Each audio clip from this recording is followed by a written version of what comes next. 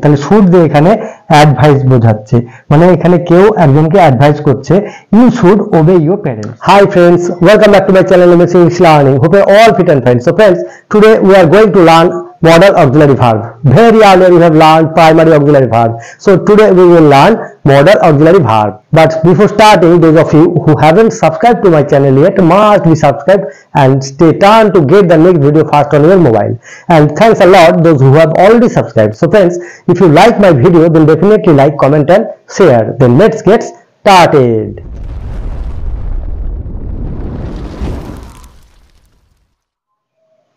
So friends, আজকে আমরা modal auxiliary verb শিখব। আমরা এর আগে প্রাইমারি অক্সিলারি ভার্ব শিখে গেছি। তোমরা এখনো যারা জানো না তারা চাইলে আমার চ্যানেলে ভিডিও আছে দেখতে পারো, তাহলে একদম সহজে শিখে দেবে। আজকে শিখব modal auxiliary verb. Modal auxiliary verb কাকে বলে, মডেল অক্সিলারি ভার্ব কি কি আছে, সেন্টেন্সে কিভাবে ইউজ হয়, আমরা একদম সহজে শিখে দেব। তাহলে চলো দেখে নিই। সো फ्रेंड्स, আজকে আমরা মডেল অক্সিলারি ভার্ব শিখব। মডেল অক্সিলারি ভার্ব দিয়ে কিভাবে সেন্টেন্স গঠন করতে হয় আমরা একদম সহজে শিখে যাব, এবং তার সঙ্গে আমরা জানবো মডেল ভার্ব কয়টি আছে এবং সেগুলো কি কি। দেখো, মডেল ভার্ব হলো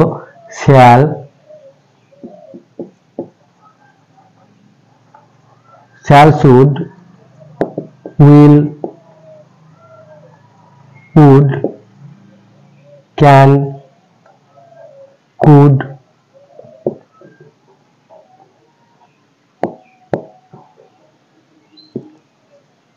মে, might, ought to, must, dare, used to, need, এইগুলো হলো মডেল ভার্ব। এই 10টি হলো মডেল এবং এই 3টি হলো সেমি মডেল। বোঝা গেল? Shall, should, will, would, can, could, may, might, ought to, must এগুলো মডেল, আর ডেয়ার, ইউজ টু, নিড এগুলো সেমি মডেল। সেমি মডেল কেন? এরা ডাইরেক্ট সেন্টেন্সে মেন ভার্ব হিসেবে কাজ করতে পারে, আর মডেল ভার্ব কখনো ডাইরেক্ট সেন্টেন্সে মেন ভার্ব হিসেবে কাজ করতে পারে না। এই মডেল ভার্বের সঙ্গে ভার্বের বেস ফর্ম ইউজ করতে হয়।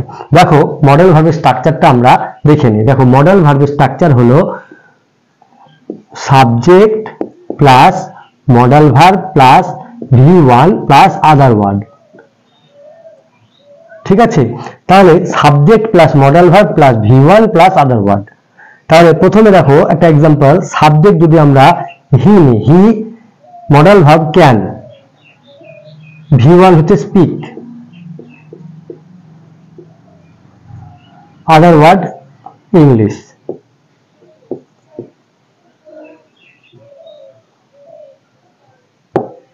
হি ক্যান স্পিক ইংলিশ। দেখো, এই যে মডেল ভার্ব এরা কিন্তু সাবজেক্ট এগ্রিমেন্ট মানে না। সাবজেক্ট ভার্ব যে এগ্রিমেন্ট সেটা কিন্তু এখানে ইউজ হবে না, কারণ দেখো হি এর পরে আমরা জানি কি সিঙ্গুলার V5 হয়, কিন্তু এখানে V1 ই নিতে হবে, কারণ এখানে ক্যান আছে। ক্যান থাকার জন্য এখানে সাবজেক্ট ভার্বের এগ্রিমেন্ট মানবে না, এটা সবসময় মনে রাখবে। বোঝা গেল? দেখো, হি হোক বা যেই হোক, আই, হি, আই হলে এখানে স্পিক হবে, হি হলে এখানে স্পিক্স হবে, এই ধরনের কোনো কিছু কিন্তু মডেল ভার্বের ক্ষেত্রে মানবে না। যেমন আই শ্যাল গো দেয়ার,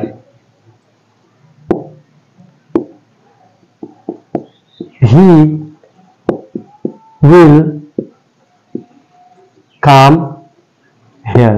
দেখো, এখানে আয়ের পরে তো ঠিকই আছে V1, এটা V1, আবার এটাও কিন্তু V1। এখানে হি, যেহেতু হি একটি থার্ড পারসন সিঙ্গুলার নাম্বার, তাহলে এর ভার্ব হওয়া দরকার ছিল সিঙ্গুলার ভার্ব মানে V5, কিন্তু এখানে তা না হয়ে হচ্ছে V1। এটাই হলো এই মডেল ভার্বের জন্য। তাহলে মডেল ভার্বের স্ট্রাকচার হলো subject plus modal verb plus V1 plus other word. এটা সবসময় মনে রাখবে। V1 এটাই ইউজ হবে, V5 কখনোই কিন্তু আমরা ইউজ করতে পারবো না, যদিও বা এখানে থার্ড পারসন সিঙ্গুলার নাম্বার থাক না কেন। ঠিক আছে? সেজন্য বলা হয় যে সাবজেক্টের মুড অনুযায়ী এই ক্যান ভার্ব বা মানে মডেল ভার্ব গুলো ইউজ হয়। মডেল ভার্ব সাবজেক্টের মুড অনুযায়ী ইউজ হয় বলে এদেরকে মডাল ভার্ব বলা হয়। ঠিক আছে, এবার আমরা একটা একটা করে আমরা দেখে নেব। ফ্রেন্ডস, শ্যাল এবং উইল সবসময় আমরা ফিউচার টেন্স গঠনে ব্যবহার করি। দেখো, I shall go to school, I shall go to school, তাহলে এখানে শ্যাল দিয়ে কি বোঝাচ্ছে যে আমি বিদ্যালয়ে যাব। আবার হি উইল কাম হিয়ার, সে এখানে আসবে। দেখো এখানে শ্যাল, এখানে উইল, হি এর পরে উইল হয়, মানে আই শ্যাল উই শ্যাল, আমি আমরা, এই ক্ষেত্রে শ্যাল ব্যবহার হয় এবং বাদ বাকি যা আছে সব ক্ষেত্রে উইল ব্যবহার হয়, দিয়ে আমরা ফিউচার টেন্স গঠন করি। কিন্তু জোর দিয়ে বলতে গেলে আই উইল হয় এবং জোর দিয়ে বলতে গেলে হি শ্যাল হবে। ঠিক আছে, যেমন আমি যাবই, আই শ্যাল, তখন না বসবে আই উইল গো, আমি যাবই, I will go to school, মানে আমি এখানে জোর দিয়ে বলছি। ঠিক আছে, এই ক্ষেত্রে ব্যবহার করা হয়, তাছাড়া সব জায়গাতে উইল ব্যবহার করা যাবে। বোঝা গেল? এবার এগুলো দিয়ে কি হয়, ইন্টারোগেটিভ সেন্টেন্সও করা যায়। যেমন shall I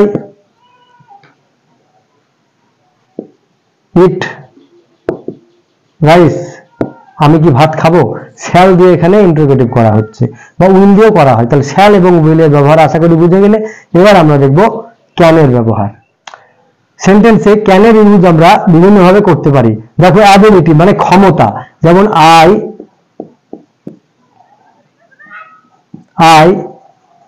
I can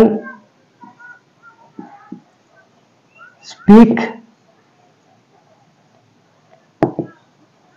English, I can speak English, এখানে আমি ইংরেজি বলতে পারি। I am able to speak English, তাহলে আমার ক্ষমতা আছে ইংরেজি বলার। আই ক্যান স্পিক ইংলিশ, এখানে সমর্থ বোঝাচ্ছে, মানে অ্যাবিলিটি। আবার দেখো, ক্যান আই হেল্প ইউ, আমি কি তোমাকে সাহায্য করতে পারি, এখানে অনুমতি চাওয়া বোঝাচ্ছে, কিন্তু এটা ফর্মাল নয়। এটা বন্ধুকে হয়তো বললাম, ক্যান আই হেল্প ইউ, আমি কি তোমাকে সাহায্য করতে পারি, ঠিক আছে, কিন্তু ফর্মাল হিসাবে ব্যবহার করা যায় না। ঠিক আছে, তাহলে আমরা অ্যাবিলিটি এবং রিকোয়েস্টের ক্ষেত্রে ক্যানের ইউজ করতে পারি। এবার দেখো, কুডের ইউজ আমরা কিভাবে করি। কুড এই পসিবিলিটি মানে অ্যাবিলিটি, এটা একটা পাস্ট হিসাবে, পাস্ট টেন্সে হেল্প করে। যেমন I could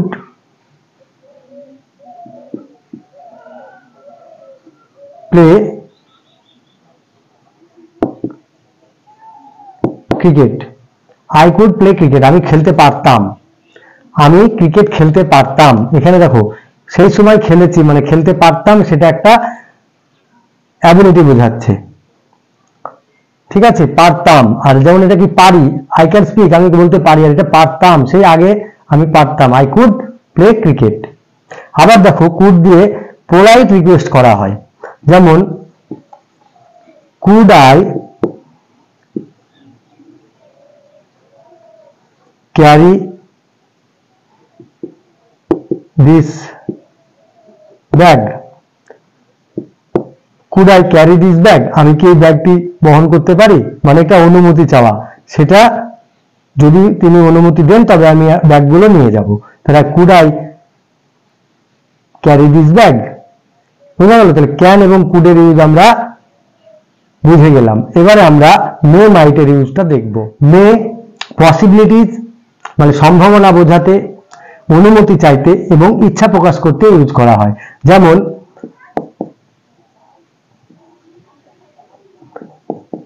he May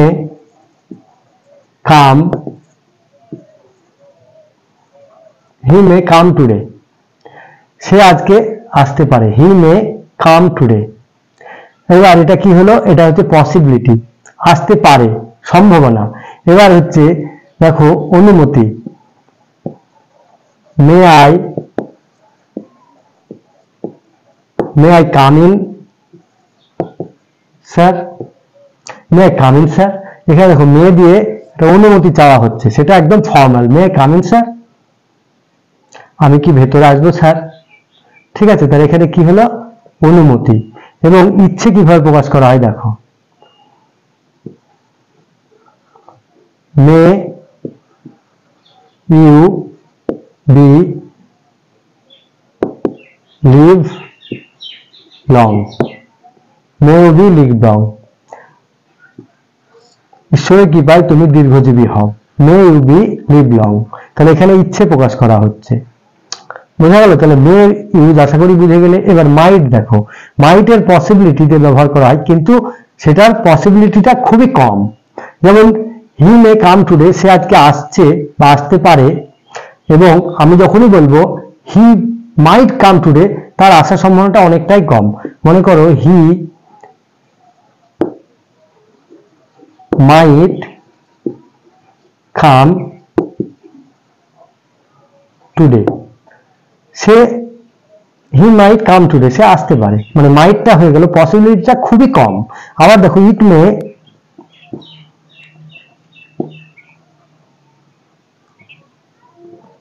it mite rain today, it mite rain today, আজকে বৃষ্টি হওয়ার সম্ভাবনা আছে। ঠিক আছে, ইট মাইট রেন টুডে, বোঝা গেল? তাহলে মে এবং মাইটের ইউজ আমরা বুঝে গেলাম। এবারে দেখব উড এবং শুডের ব্যবহার। উড, উড দিয়ে আমরা বেশ কয়েকভাবে সেন্টেন্স তৈরি করতে পারি। যেমন দেখো, উড হলো অতীতের অভ্যেস। যেমন I would play cricket, I would play cricket, আমি খেলতাম, আমি ক্রিকেট খেলতাম। এটা একটা ছিল কি? অতীতের একটা অভ্যেস। ঠিক আছে, I would play cricket, I would play cricket, আমি খেলতাম, অতীতের অভ্যেস, মানে আগে যেটা করতাম কিন্তু এখন করি না, সেই ধরনের কিছু বোঝাতে উড ব্যবহার করা হয়, আই উড প্লে ক্রিকেট। আবার দেখো, উড দিয়ে পাস্টের ভবিষ্যৎ সম্বন্ধে বলা যায়। যেমন হি সেড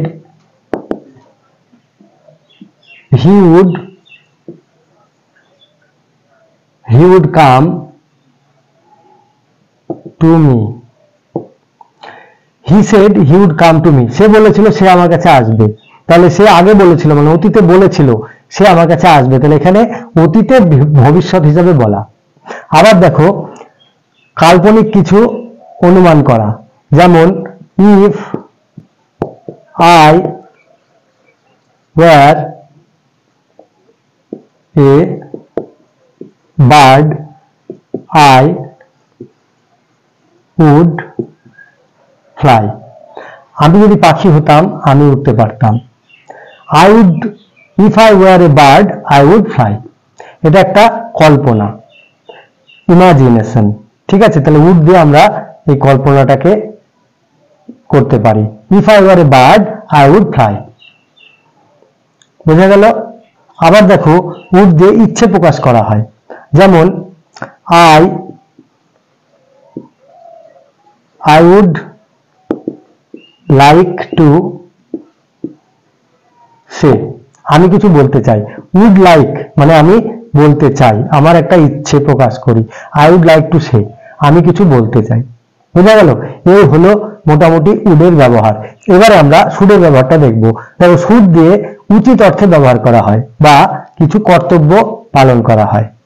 যেমন মানে উচিত অর্থে ব্যবহার করা হয়, তাছাড়া আদেশ বা অ্যাডভাইস দেওয়া হিসেবে শুডের ব্যবহার করা হয়। যেমন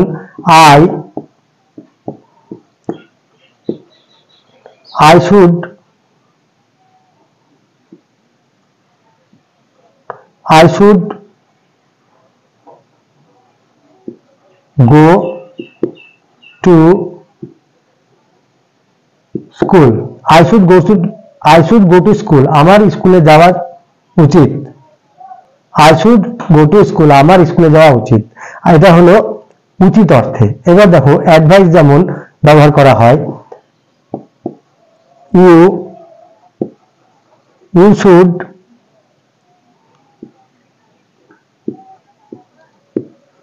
obey your parents, you should obey your parents, তোমার বাবা মাকে মান্য করা উচিত। you should obey your parents, তোমাকে মানে তোমার বাবা মাকে মান্য করা উচিত। তাহলে শুড দিয়ে এখানে অ্যাডভাইস বোঝাচ্ছে, মানে এখানে কেউ একজনকে অ্যাডভাইস করছে you should obey your parents. তাহলে উচিত অর্থে এখানে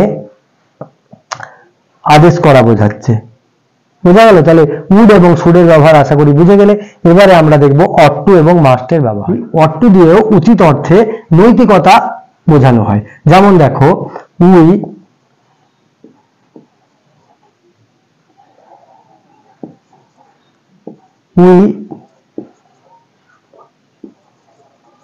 ought to love our younger, we ought to love our younger, আমাদের ছোটদের ভালোবাসা উচিত বা আমাদের ছোটদের ভালোবাসতে হয়। আমাদের যারা ছোট তাদেরকে আমাদের কি করা উচিত? ভালোবাসা উচিত। we ought to love our younger। আবার দেখো, we ought to love our country, আমাদের দেশকে ভালোবাসা উচিত বা আমাদের দেশকে ভালোবাসতে হয়। ঠিক আছে? তাহলে এটা নৈতিকতা, ভালোবাসা, আমাদের দেশকে ভালোবাসা আমাদের কর্তব্য, তাই এখানে ought to ব্যবহার করা হয়েছে। we ought to love our country, we ought to respect our teacher, আমাদের শিক্ষক মহাশয়কে শ্রদ্ধা করা উচিত, প্রয়োজন। তাহলে এগুলো কি হলো? একটা নৈতিকতা, এটা বোঝাচ্ছে ought to দিয়ে। এবার দেখো মাস্ট, মাস্ট দিয়ে অবশ্যই নিশ্চিতকরণ করতে আমরা মাস্ট ইউজ করি। উই মাস্ট গো দেয়ার, আমাদের ওখানে যেতেই হবে। যেমন I must attend the party, I must attend the party, আমাকে পার্টিতে উপস্থিত হতেই হবে, অ্যাটেন্ড করতেই হবে। তাহলে এটা মাস্ট, মাস্ট মানে একদম গ্যারান্টি আমি যাবই। বোঝা গেল? তাহলে এই হলো ought to এবং মাস্ট।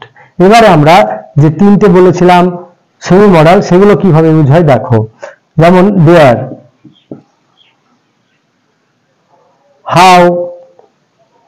হাউ ডেয়ার ইউ, তোমার কি স্পর্ধা। তাহলে এখানে দেয়ার স্পর্ধা বোঝাতে ব্যবহার করা হয়। হাউ ডেয়ার ইউ, তোমার কি স্পর্ধা। আবার দেখো ইউজ টু অতীতের অভ্যেস, আই ইউজ টু স্মোক, আমি আগে ধূমপান করতাম। ইউজ টু স্মোক মানে আমি ধূমপান করতাম, এখন করি না। এখানে যদি I am use to smoke, তাহলে আমি এখনো করি, কিন্তু আমি এখন করি না, তাই আই ইউজ টু স্মোক, আমি আগে ধূমপান করতাম। আর একটা কি থাকলো? Need, I need a pen, আমার একটি পেন প্রয়োজন। তাহলে প্রয়োজন অর্থে এখানে নিড ব্যবহার করা হয়। তাহলে আশা করি বুঝে গেলে যে মডেল এবং সেমি মডেল ভার্ব আমরা কিভাবে সেন্টেন্সে ইউজ করি। সো फ्रेंड्स, আজকে আমরা মডেল ভার্ব দিয়ে সেন্টেন্স তৈরি করা শিখলাম। কিভাবে মডেল ভার্ব দিয়ে সেন্টেন্স তৈরি করতে হয় এবং কিভাবে মডেল ভার্ব গঠন করতে হয়, একদম সহজে শিখে গেলাম। তোমরা এগুলো প্র্যাকটিস করবে, যত প্র্যাকটিস করবে তত শিখবে। ভালো থাকবে, সুস্থ থাকবে, দেখা হবে নেক্সট ভিডিওতে। টাটা।